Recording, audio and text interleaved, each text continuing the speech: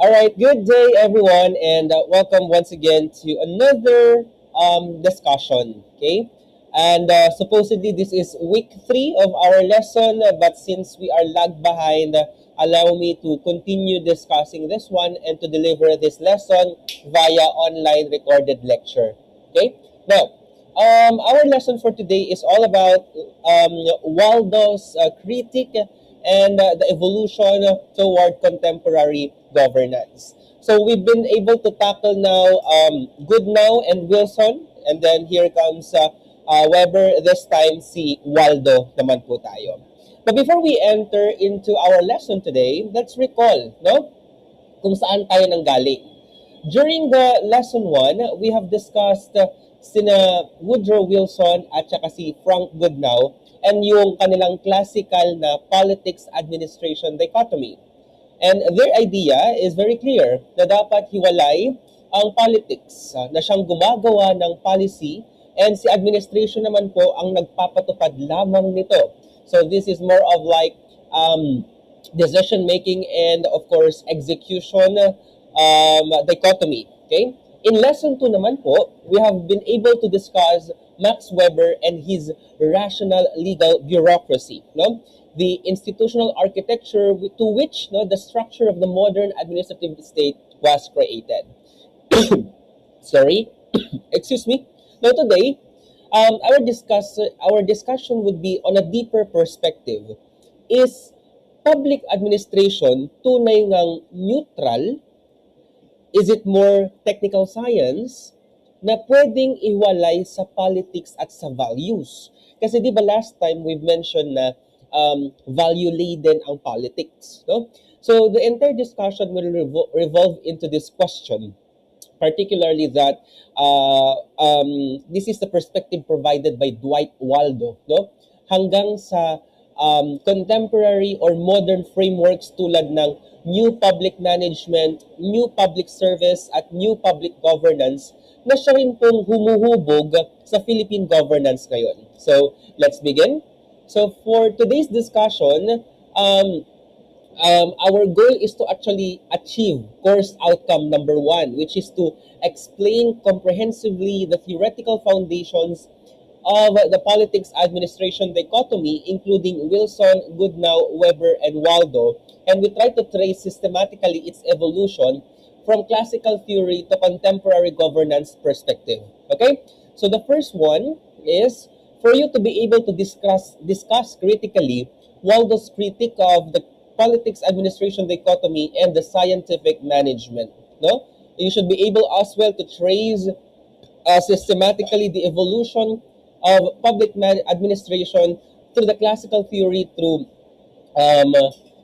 new public management, to new public service, and then now new public governance. And of course, you should be able to apply now NPM, NPS, and NPG frameworks to analyze a contemporary Philippine governance case. Okay, so let's begin with the first discussion. All right. So you have to take note na itatag po na natin na si Weber at yung kanya pong rational legal bureaucracy bilang most appropriate or most suitable organizational form para sa isang large and modern administrative state. But the important thing here to remember is that ang pagtatakda po kung paano na-structure ang administration ay hindi pa nasasagot ng mas malalim mula pa noong lesson 1. Okay? Practically, hindi rin nila binabanggit whether or not pwede ba talagang maging neutral, purely neutral, ang administration at maging technical science po ito. No? At pwede ba siyang maging hiwalay, super separated from politics. No? And they have suggested that this should be a strong critique against Wilson and Goodnow. Okay, now let's talk about Dwight Waldo. No, he is actually a very young American political scientist in the middle of the 20th century. No, and he tried to answer the question na iyon ay isang uh, malaking no for him. No? At sa paggawa po ng kanyang perspective, he tried to open a debate, no, regarding the exact identity of our discipline. Okay? At until now, it has never been fully closed. Okay? So this lesson, my dear friends, okay, as we move forward, we'll talk about his legacy. Mula sa kanyang critique, no? We will try to go over as well the same perspective provided by Paul Appleby and Herbert Simon until we reach the market-oriented reforms like the new public management, the new public service, and here comes the new public governance. You have to take note that market-oriented reform po si public management until it became now citizenship and network-oriented alternatives sina MPS at saka si MPG na siya na rin po ang currently dominant sa Pilipinas in terms of our governance. Okay? So, sino nga ba itong si Waldo kasi? Okay? In fact, namatay si Waldo nung taong isinilang po ako. Okay? So, medyo mas closer na po siya sa ating panahon. Okay? So, si Dwight Waldo po ay ipinanganak noong 1913 and he died as a political scientist year 2000. He studied or he pursued his doctoral degree sa Yale University and he actually taught as well in the University of California in Berkeley and of course in Syracuse University's Maxwell School, which is one of the most influential centers of public administration institution in the United States. Okay? Ngayon, alam niyo ba na ang kanyang libro na The Administrative State was actually published in 1948 is actually from his doctoral dissertation. Okay? And it was like two decades after na tumulong siyang mag-convene noong 1968 Minot Conference na siyang naglunsad nung tinatawag po nating New Public Administration Movement. They are pushing that the discipline should be known as social equity bilang isang value na kasing halaga rin po ng efficiency at ng economy.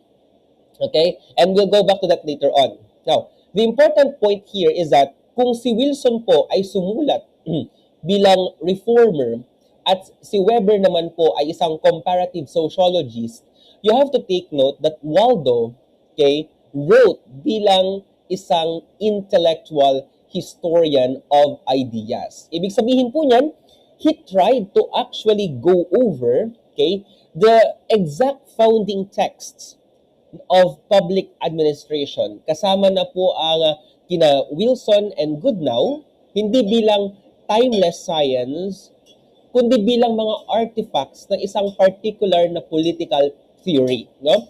Itong pagkakritik sa doctrines na binabanggit po natin, ang mismong dahilan kung bakit napaka-disruptive ng kanyang libro. Now, tingnan po natin. Okay?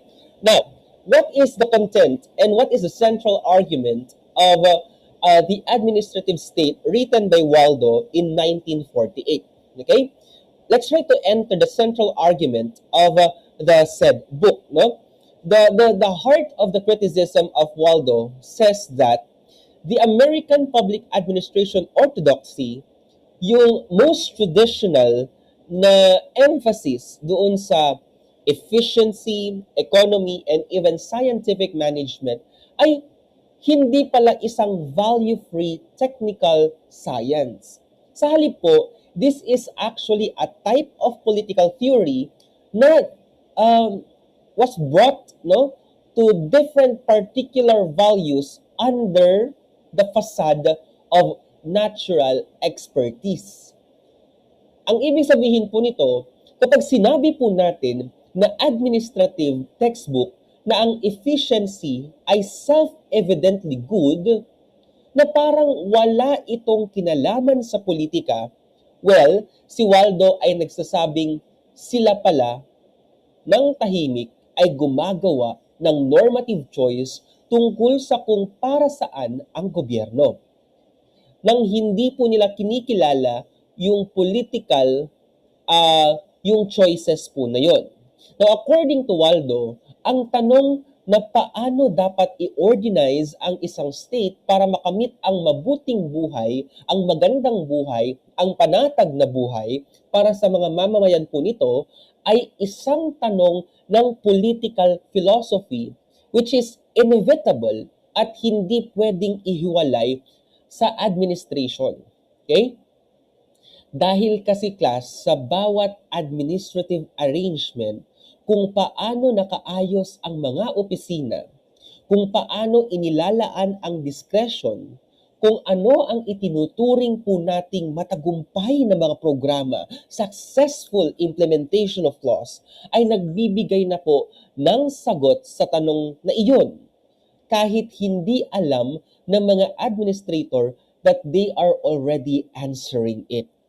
Okay? Now, he also critiqued the scientific management. Scientific management is actually a theory provided by Frederick Taylor. Actually, this is one of my favorites before when I was still studying Master in Public Administration and even when I took a Doctor of Philosophy in Management. No? One of the particular things no, na tinarget ni Waldo ay yung scientific management theory ni Frederick Taylor.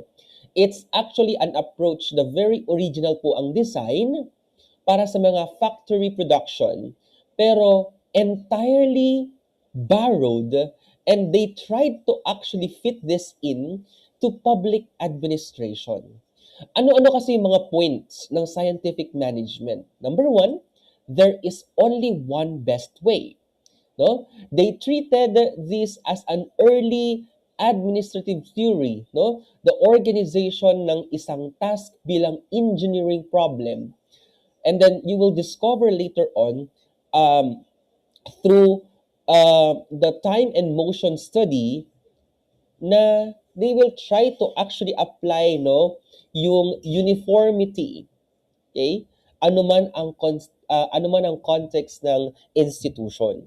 Second, at ito ang most important for me, yung pagkitid, pagliit, pagsikip ng moral vocabulary ng ating field na public administration. Kung ang good government ay babawasan lamang sa konteksto ng efficient government, wala na tayong madaling paraan para itanong kung ang isang napaka-efficient na programa ay patas din ba? Representational po ba ito? Diba? Can we trust the people, okay, who are serving this program? Or is it actually within the ambit or the grounds or the jurisdiction of democratic accountability? Yeah? Kaya ang point po ni Waldo is ang efficiency ay isang value lamang na kabilang sa marami pang mga values. Isa itong paraan na dapat laging timbangin laban sa mga magkakatunggaling mga public purposes. No? It's not just a self-justifying end na enough to actually answer all administrative questions by itself. Okay? Of course, meron din siyang say sa politics administration dichotomy. So hindi rin po nakaligtas yung perspective ni na Wilson and Goodnow dito, di ba? Kung sinasabi dati ni Wilson at Goodnow, mabalin nga pagsinaan iti administration and dichotomy, administration and politics, dito hindi. Okay? Remember, our earlier discussion, okay? The classical idea of dichotomy basically tells us that there should be a distinction between politics and administration. Okay? Just to have a review, politics decides, what should government do? Administration implements. How do they carry it out? Okay? Well, practically it sounds neat. Yeah? Ang simple lang dati, walang sakit sa ulo. But Waldo comes in and basically asks us, does government actually work that neatly in real life? Ganyan ba talaga kalinis ang distinction? His answer is no. No? And let's try to look at this statement. Is if administration is inescapably value laden, the claim that administrators merely execute policies already decided by politics cannot be sustained. No, medyo mabigat, no, but let's try to dissect this one. Let's try to um, uh, process this one in order for us to understand it better. Okay? What does value laden mean? Actually, nabanggit ko na to dati kay kay Wilson and Goodnow, at saka nabanggit ko na rin to sa bureaucracy. When we talk about value laden, it means administrative decisions are not completely neutral. May bias because it involves choices, priorities, judgments, and values. Kung tinanong kita ngayon, anong gusto mong kainin? You cannot think of any right away. Kasi ang daming pwedeng tumakbo sa isip mo at hindi mo malubos maisip kung ano ng cravings mo. Diba? You might want Jollibee, McDonald's, Greenwich, KFC. Diba? Those are actually some of the famous fast food chains available there is. Ngayon, tatanungin kita, sa apat na yun, ano ang pinakagusto mo? Perhaps you could say Jollibee. Kasi masarap yung chicken nila. Diba? Pero gusto mo sa KFC kasi madaming gravy. Okay? Pero, yung McDonald's, much pinalaki, sabi po ng mga endorsers nila. So, there, it becomes value-laden because it involves no choices. And sometimes, you prioritize. Magmang inasal na lang tayo kasi only rice. O, diba? Meron ka ng judgment. Okay? So, if you try to imagine the Congress passing a law, tapos sinabi natin, okay, tapos na ang politika, administrators, i-implement nyo na lang. Yun yung sinasabi ni Waldo at ni Wilson. Ni Wilson at ni Goodnow. Pero kay Waldo, hindi po iyon ganun kasimple. Because a law cannot possibly anticipate every single situation that will happen during implementation. For example, the Congress may enact a law saying that government should provide financial assistance to qualified beneficiaries. Malinaw ang policy, right? May ayuda para sa mga qualified beneficiaries. But the question is, paano i-implement ng administration ito? Sino ang qualified? What documents will be required? What happens if somebody lacks one document? For example, si Paula, okay? Buo ang kanyang document. Si Jenrick, qualified na siya in the sense na walang-wala yung pamilya niya, pero nung submission of requirements, kulang siya ng isang papel. Bagsak ba? Diba? Which application should be processed first? Diba? Uunahin ba natin yung mga solo parents? Yung mga senior citizen? Okay? What if the budget is insufficient for everyone? Sinong ipaprioritize natin? Okay? So, practically, the Congress will not answer personally if everyone, the Congress will not personally answer the question. Okay? It will be the administration who will respond. And every time administrators answer those questions, they are also making choices that might affect the people. So, dati, politics will decide, administration will just implement. Pero sinasabi dito ni Waldo na pwede pong mag-decide at dapat mag-decide ang mga administrators. Okay? If you try to look at the first thing administrators usually do, they interpret ambiguous statutes. Not every provision of the law is perfectly clear. Sometimes, The law uses broad terms like reasonable, necessary, qualified, appropriate, or even in the interest of the public. Now, who gives practical meaning to those terms during implementation? If I'm going to ask you, in terms of a scholarship program, sino dapat ang qualified?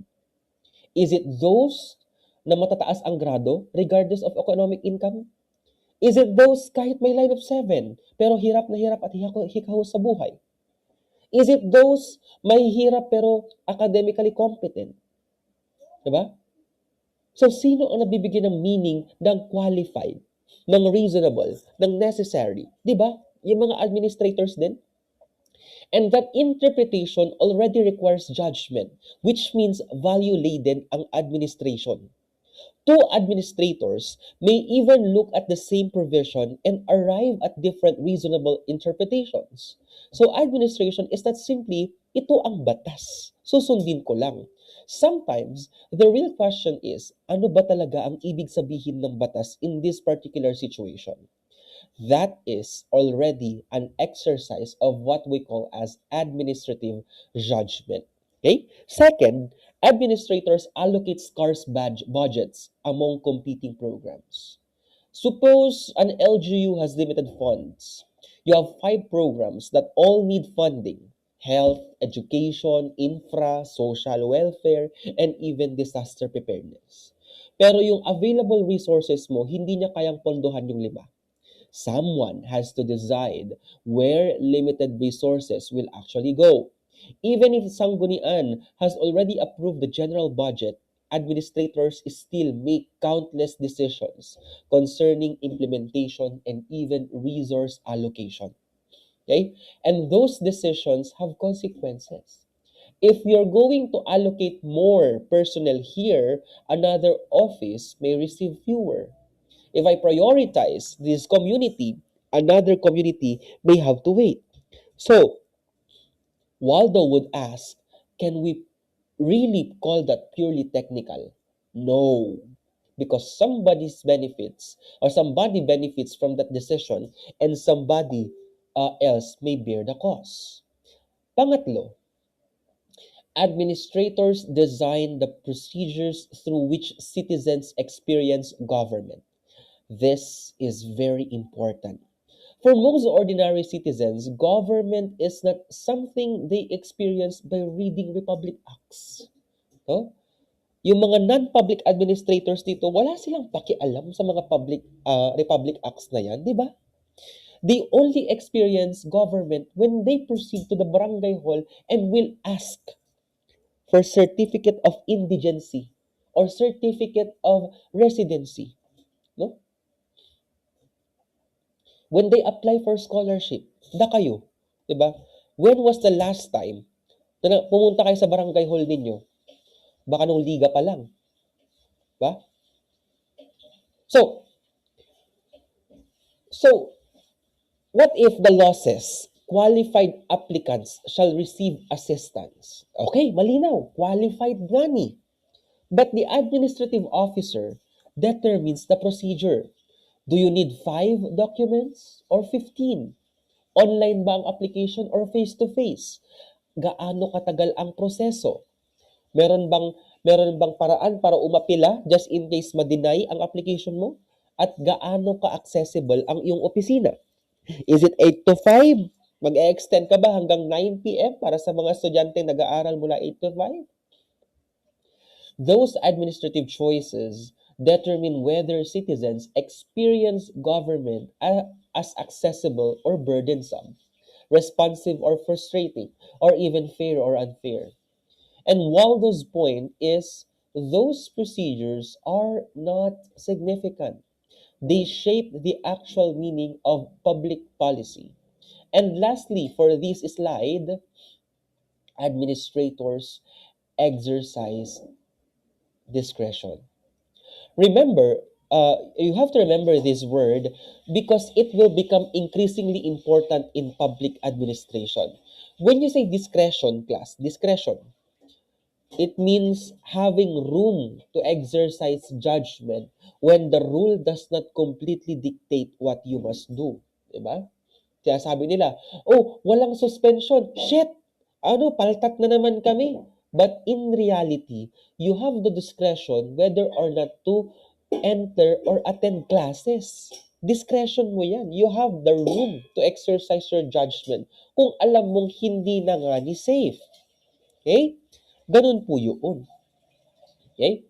Now, this dark box on the right contains the strongest part of Waldo's critique. Basahin po ninyo yan, yung dark box po dito, yung kulay blue. Okay? It says, none of this mechanical execution in Wilson's sense. Parang nonsense. It doesn't make sense, no? Sabi niya. In other words, administrators are not machines. You cannot simply input a law in a bureaucratic machine and expect an automatic response. No. Hindi po siya magiging neutral and it will never be neutral. Okay? There is human judgment because after all, tao tayo. Nagbabago yung choices natin, di ba? Kaya sabihin natin na na na neutral tayo, meron tayong bias. Kahit kaming mga teachers, no? But I'm not saying in my class, I exercise my judgment through biased claims. Hindi naman. Okay? Pero of course, meron kaming mga preferences. For example, may hindi nakapag-quiz. Sinabi sa akin kasi may emergency, biglang natumba yung kanyang nanay. Of course, meron pa rin akong awa. No? Hindi man ako robot na walang puso. Okay? Yun. Yun yung sasabi. Okay? And where those choices affect who gets what, when, and how, we are already entering political territory. Okay? So, ang hirap talagang ihiwalay ng politics and administration. So, if you remember only one thing from this slide, remember this. Wilson wanted us to see administration as distinct from politics. Waldo forces us to recognize that in actual governance, administration itself involves values, judgment, discretion, and power. Yun lang po yung gusto sabihin ng slide po na to. I hope that's clear. Okay. We proceed also with parang sinang-ayunan din. Okay, there is a parallel critique, no, nung perspective ni Waldo, at this was given by Appleby. Okay? Si Paul H. Appleby. Okay? And mapapansin po ninyo na dito, very similar yung kanilang conclusion. But what makes Appleby particularly interesting is where his argument came from. Waldo approached the problem largely as a scholar of public administration. Si Appleby naman po, on the other hand, he brought a very strong practitioner's perspective. Okay? Tingnan niyo po yung box sa gilid. Okay. Before becoming known for his writings, si Appleby po was a career public servant. Ibig sabihin po, he is actually part of the government. He even served as Undersecretary of the U.S. Department of Agriculture. So when Appleby tells us that politics and administration cannot be completely separated, hindi lang po ito theoretical observation. He tries to say, I have actually worked inside the government. Okay? So kung si Waldo ay young political scientist, ito naman, he is actually a career public servant. And his perspective is based on experience. No? His conclusion was strikingly similar to Waldo's. Okay? Anong ibig sabihin ni Appleby na ano ibig sabihin ni Appleby nung sinabi niyang administrators being in politics? Okay? Sabi niya doon kasi, administrators are in very real sense in politics. Kapag sinabi nating administrators are in politics, does Appleby mean that government employees should campaign for politicians? No. Does he mean administrators should become partisan? Also no. This is an important distinction.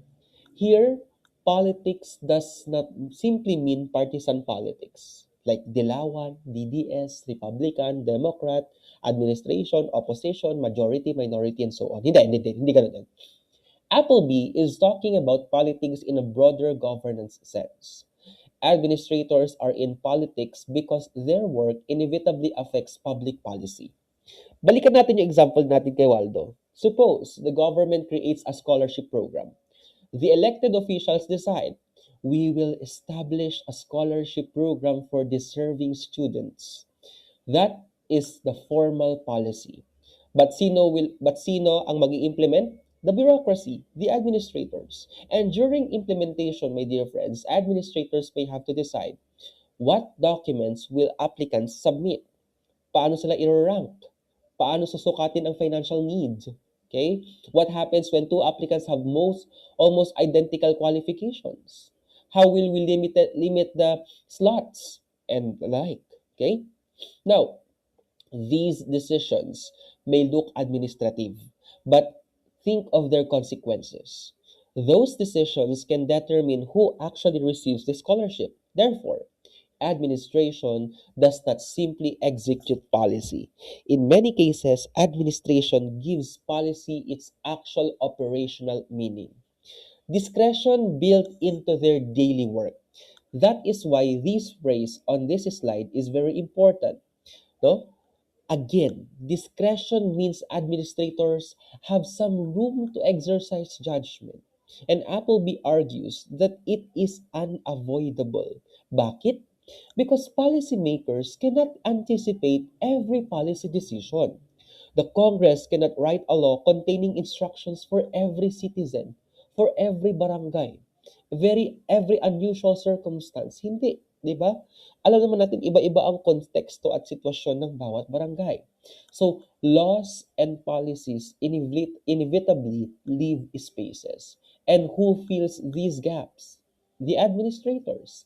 That is why Appleby says administrators inevitably participate in shaping public policy.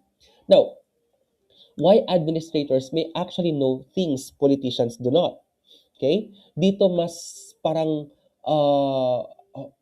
Appleby went further. Okay? And you try to look at this paragraph.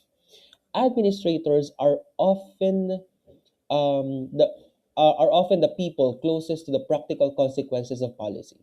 Imagine a national policy being discussed in the Congress. A legislator may understand the broad policy objective, but who interacts with the beneficiaries every day? 'Di ba yung mga ano din natin, mga administrators din po natin? 'Di ba? Sino yung tumatanggap ng mga complaints?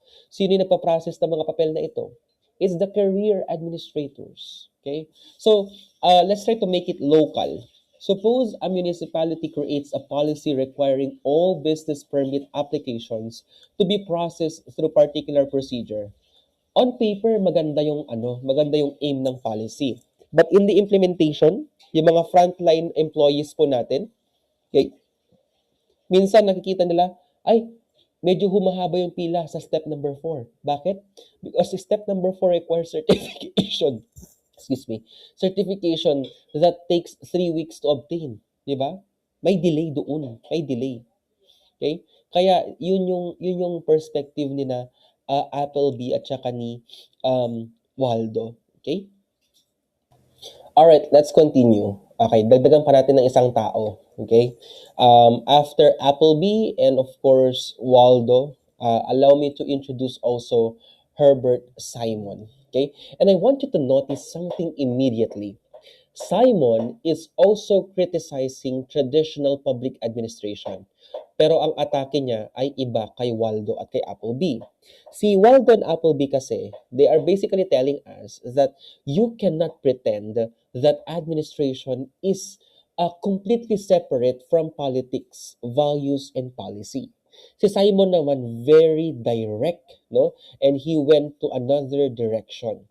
His question is more like, public administration claims to be scientific, but are these so-called administrative principles actually scientific? At ang sagot po ni Simon, no, not yet. That is why in his book, Administrative Behavior, published in 1947, okay, ang sinasabi po dito is, remember that classical public administration tried to develop certain principles of administration. The idea was simple. If we can discover universal principles for organizing government, administrators can apply them and become more efficient. For example, unity of command. Ano nga ulit yun? Practically, when you say unity of command, okay, employees should receive orders from one superior only. Bakit? Because if you have multiple bosses giving conflicting instructions, magkakagulo. Sounds reasonable, right? Another example, yung span of control. A manager should supervise only a manageable number of subordinates. Again, sounds reasonable. And classical administrative thinkers treated ideas like this as principles that could guide efficient organization.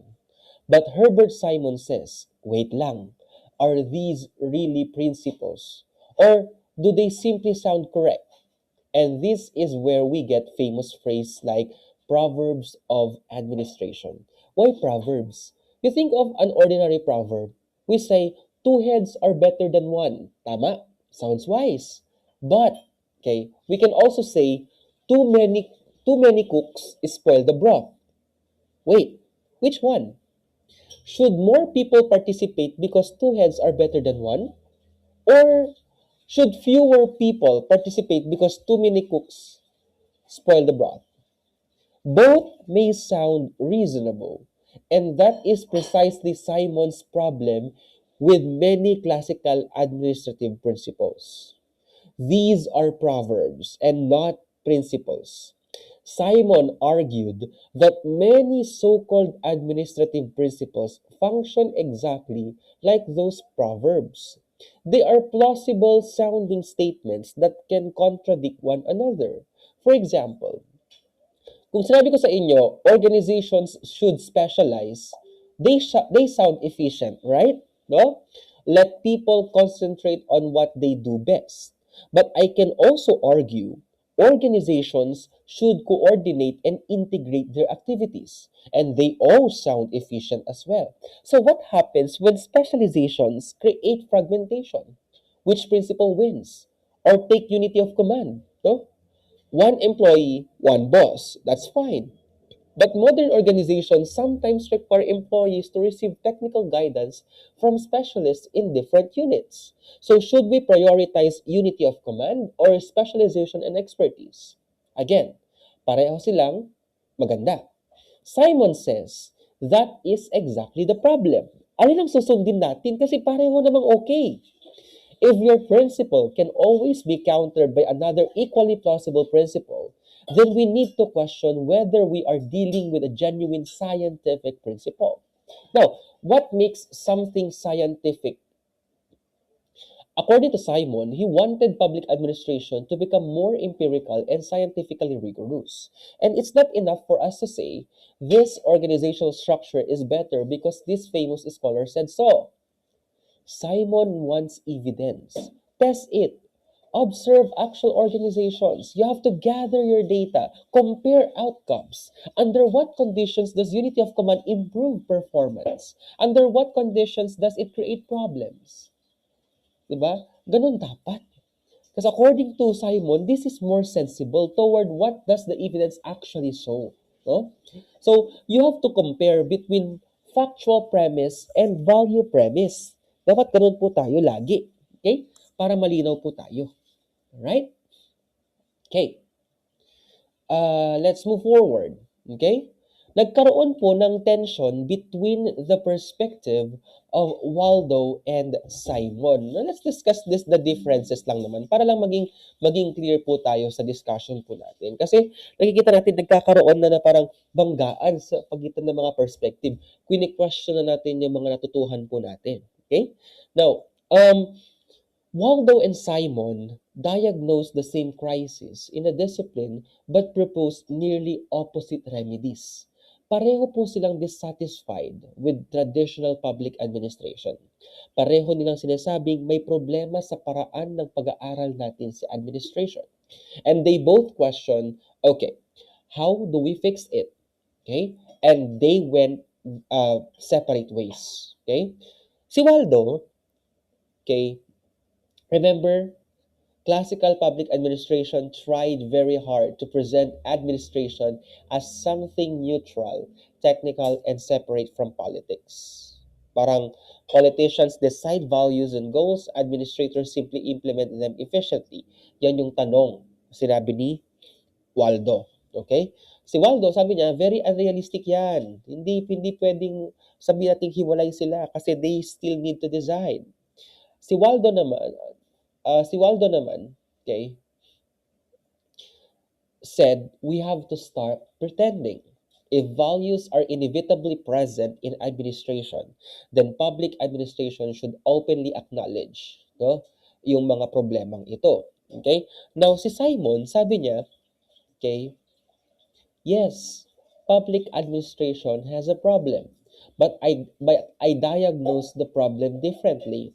Remember his criticism, yung so-called principles of administration, unity of command, span of control, specialization, coordination, and even yung mga yon. Simon says many of these principles operate like proverbs. They sound wise, yes, but they are not necessarily scientifically established. So Simon's reaction is public administration needs greater scientific rigor. We need concepts that can be clearly defined, hypotheses that can be tested, evidence that can be observed. Yun yung gusto. Facts from values. Okay? Yun yung ibig pakahulugan ng dalawa. Okay. Now, pagkatapos ng dichotomy, isinilang po itong perspective natin ng um, new public administration and social equity. Since mag-iisang oras na po yung discussion ko sa mga naunang slide, ikakat ko na naman po ito yung video na to. So part 1, part 2 na naman po tayo para hindi mas maging boring at mahaba yung discussion po natin. Okay? So I'll see you on the next video. That would be all for the first part. Thank you so much for your time and goodbye for now.